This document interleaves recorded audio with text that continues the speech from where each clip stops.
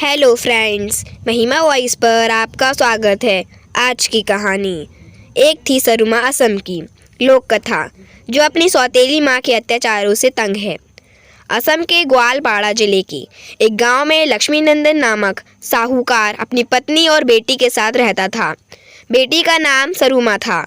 तीनों का जीवन सुख से बीत रहा था कि एक दिन सरुमा की माँ बीमार पड़ गई और चल बसी। बेटी छोटी थी, वह अपनी माँ के बगैर दुख से तड़पने लगी। अपनी बेटी का दुख देख लक्ष्मी नंदन भी दुखी हो जाता। एक दिन उसके चाचा ने समझाया कि सरुमा के खातिर उसे दूसरा विवाह कर लेना चाहिए।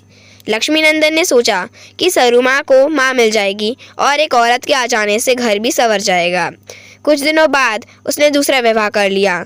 सरुमा की सौतेली माँ घर आ गई। सरुमा नई माँ को पाकर खुश थी, लेकिन उसकी सौतेली माँ को वह फूटी आंख नहीं सुहाती थी। एक दिन लक्ष्मी नंदन को किसी काम से कुछ महीनों के लिए बाहर जाना पड़ा। घर पर सरुमा अपनी सौतेली माँ के साथ ही रह गई। लक्ष्मी नंदन के जाते ही सरुमा की माँ ने अपना असली रंग दिखाना शुरू किया। वह उसे घर के सारे काम करवाती, मगर भरपेट भोजन नहीं देती। एक दिन उसने सरुमा को नदी से मछलियाँ लाने को कहा। सरुमा टोकरी लेकर मछलियाँ पकड़ने चली गई। नदी पर पहुंचकर उसने बहुत कोशिश की, लेकिन वह मछलियाँ नहीं पकड़ पाई। घर जाकर वह क्या जवाब देगी ये सोचकर वह रोने लगी। उसका रोना सुनकर नदी से एक सुनहरी मछली बाहर आई और बोली, सरुमा बेटी, मैं तेरी माँ हूँ, मुझे बता कि तू क्यों रो रही है। सरुमा ने उसे सारी बात बताई। तब उसकी माँ ने उसकी टोकरी मछलियों से भर दी, साथ ही उसे खाने के लिए स्वादिष्ट भोजन भी दिए। सरुमा मछलियाँ लेकर घर पहुंची। सौतेली माँ ने भरी हुई टोकरी देखकर पूछा, इतनी सारी मछलियाँ कैसे पकड़ी तूने? भोली सरुमा ने सारी बात बता दी। यह सुनकर सौतेली माँ को गुस्सा आ गया। उसने सरुमा का नदी पर जाना बंद करवा दिया। उसने सरुमा को भोजन देना भी बंद कर दिया, जिससे वह दिन पर दिन दुबली होने लगी। एक दिन सौतेली माँ ने सरुमा को चिलचिलारी धूप में बाड़े में पानी देने को कहा। भूखी प्यासी सरुमा बाड़ी में पानी देने लगी, लेकिन कुछ ही देर में वह थककर चूर हो गई और एक पेड़ के नीचे बैठकर रोने लगी। तभी वहां तोते के रूप में उसकी असली माँ आई। उसने सरुमा को मीठे फल दिए और कहा कि वह रोज बाड़ी में आया करे। सरुमा रोज बाड़ी में जाती और तोते के रूप में उसकी माँ आकर उसे ढेर सारे फल खिलाती।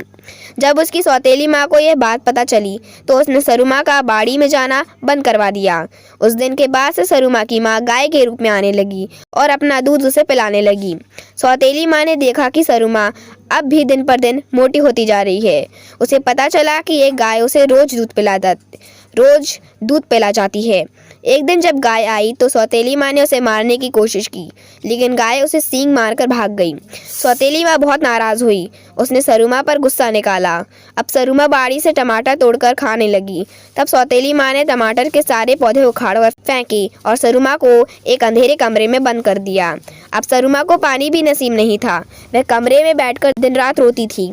एक दिन चूहे के रूप में उसकी असली माँ आई और उसे भुने अनाज लाकर दिए। सरुमा ने भुना अनाज खाया और माँ द्वारा लाया पानी पिया।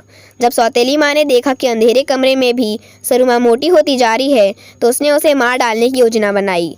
लक्ष्मी नंदन कुछ ही दिनों में वापस आने वाला था।